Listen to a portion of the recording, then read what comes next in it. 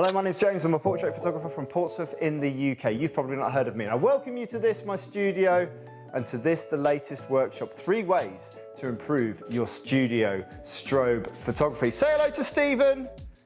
He's joined us here today and he's forgotten his top. It is a shame. I've got my top, so yeah, I'm wearing mine. I'm probably gonna cut that. Now, spoiler alert, the 3 ways that you can improve your studio strobe photography are by modification, direction, and posing. Was that right? But we're gonna take you through how we build up a set with 3 lights, with those 3 things in mind, and see what we can create with Stephen here. Stephen's already an amazing looking man. It's a very, very simple system for me to work here because he's got such a good physique. Only I can mess this up. So if this is a bad photograph, it can only be one person's fault, and that is me. We've made sure that we've got a little bit of oil on the skin, so we've got a nice gleam when we're working with flash, which is going to work really, really well. And he's got this fantastic outfit here with colours of pinks and blues. And we're going to work out how we use that in the shoot, more on that in about 5 minutes time. But just for the first shot here, we're just going to ask Stephen just to hench himself up. He's already done a few press-ups, he's already done a few sit-ups in the studio, just to get everything nice and defined. We've got a camera here, Canon R6 on the 24-105 f4 lens, but just for this portrait, we're shooting at 160 to the second, ISO 100, f8, and I'm shooting in a RAW file. I've got a dual card slot on here. Some people are interested in this. I've got a dual card slot on here. One goes to JPEG, one goes to RAW. I make sure my RAWs get tethered?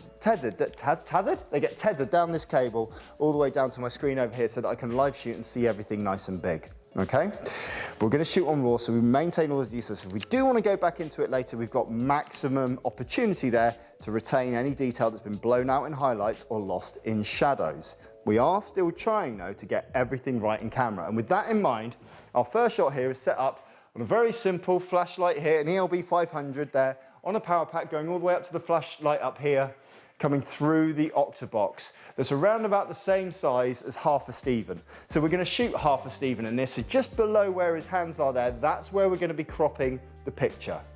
I'm going to use my lens here to zoom in fairly tight, around about 85mm. And we're just going to take the first picture here, just make sure we've got big shoulders, looking straight towards us there. 3, that's good expression. 3, 2, 1, go. Love it. Very simple lighting. And when we see that first picture there pop up on screen, we are shooting on a white background, but that white background has gone grey because there's distance, okay? If we come around here, you'll see the distance here. There's a massive distance here. I'm quite privileged in the studio to have this big distance, but the fall off from that light isn't really spilling onto the background to make it white, but it is spilling onto the background enough to make it grey. Now, how can I change the modifications of these lights and the direction of these lights to create a dynamic image that's completely different? Well, the first modification I'm going to make is I'm going to start using some gels. And the gels I'm going to be using are these plastic things here that go on the front of lights. You'll see one here. I'll bring one over to you so you can see nice and close. This is a pink gel here. It's quite a thin pink gel underneath. You can see this here. So I've just sort of quadrupled up to give us a nice, thick saturation of pink coming through this light.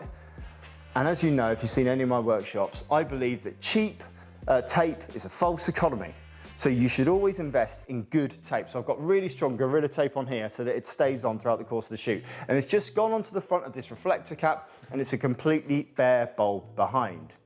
By bringing this light round now, 45 degrees behind, we've got a hard light source, and by keeping the modeling light on, we can see where that light is falling on Stephen's rather marvelous shoulders and biceps there, on his physique, and by the side of the face. Can you see that there? Because we're coming in on this angle here, hitting the side of the face.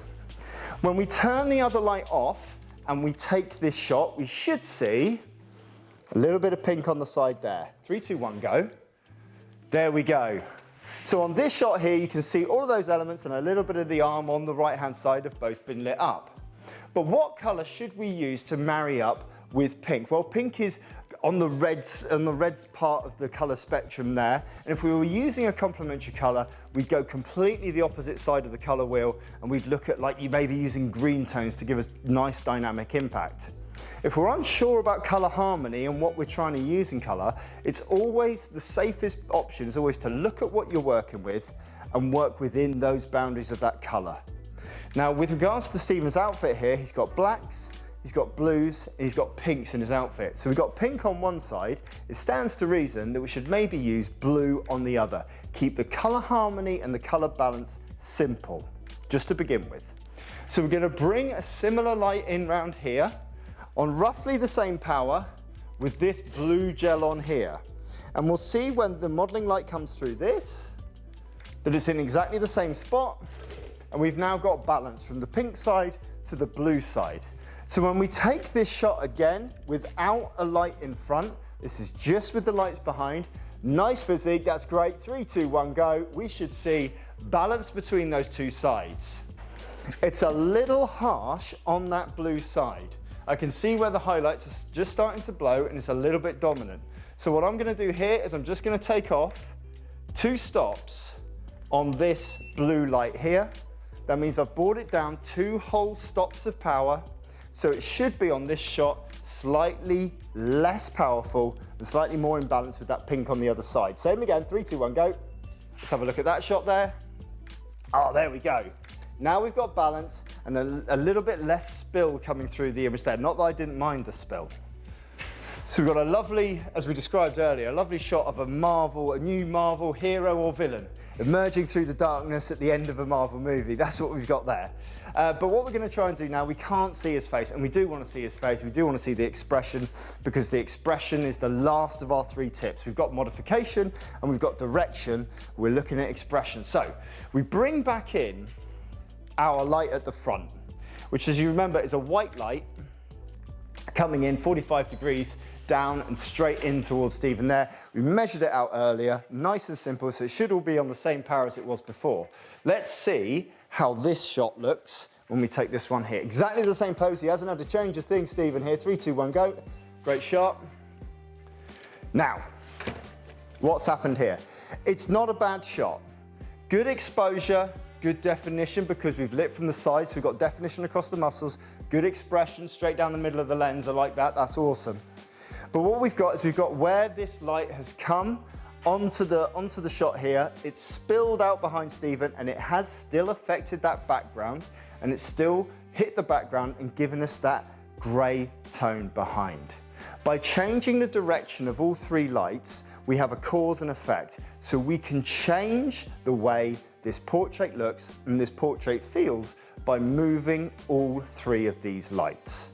The first step I'm going to make is I'm going to move these background lights more round and almost facing straight towards me as the photographer.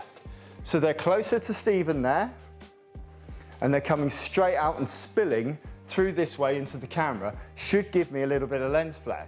To test this, I'm just going to turn off my main light, and I'm just going to shoot this shot here. First off in landscape, same pose again there for me. 3, 2, 1, go. And second off in portrait there. 3, 2, 1, go. Nice. Cool. And there we've got a bit more spillage coming through the shot. So we're filling in some of that background noise from grey and darker tones with colour.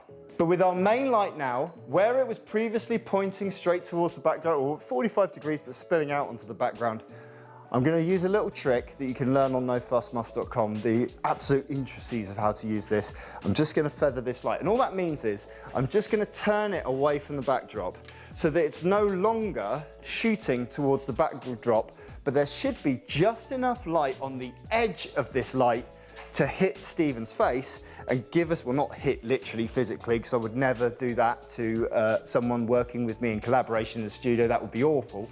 But we're just going to use it there, and we're just going to see if we can just get just enough light on the face.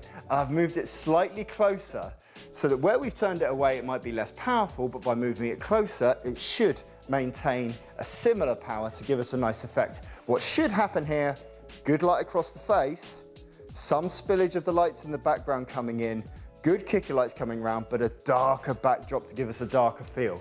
Nice pose in there for me, and in 3, 2, 1, go. Let's see how that looks. Boom, just as I predicted. We've darkened down the background, and we have those lights coming in, pink and blue either side, working with the gear to give us this really high-end finish. Now what we're going to do now is we're going to have a little bit of a play with this. gonna have a play around with some of the gels. We're gonna have a play around with some dry ice. We're gonna have a play around with this amazing mask and this amazing outfit here that looks incredible. And we're gonna have a play around with a thing that I like to call a mini spot. And the reason why I call it a mini spot is because that's its name. It's a little modifier here called a mini spotlight.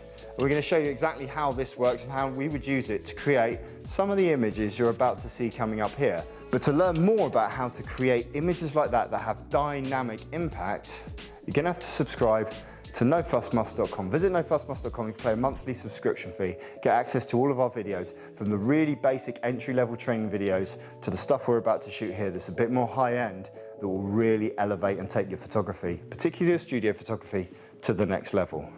Stephen, how did you enjoy this shoot in 2 words? 2 words? Oh, absolutely awesome. Absolutely awesome. I'll take that. Let's film him doing this. Have a look at some of these. Let's go. And you're right. Like I absolutely look like, especially like these. Yeah, like the end credits, big bad coming on the next episode, next movie. I feel like Thanos in a sense.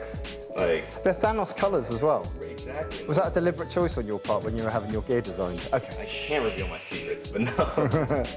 This is incredible. Awesome stuff. I cannot wait to see what's gonna happen with the dry eyes. Yeah. This picture right here is great, but then like when you add those, it just adds more levels. You can see how we're just adding layers. It's real simple. Thanks very much, mate. All the best. Thank you. See you online later.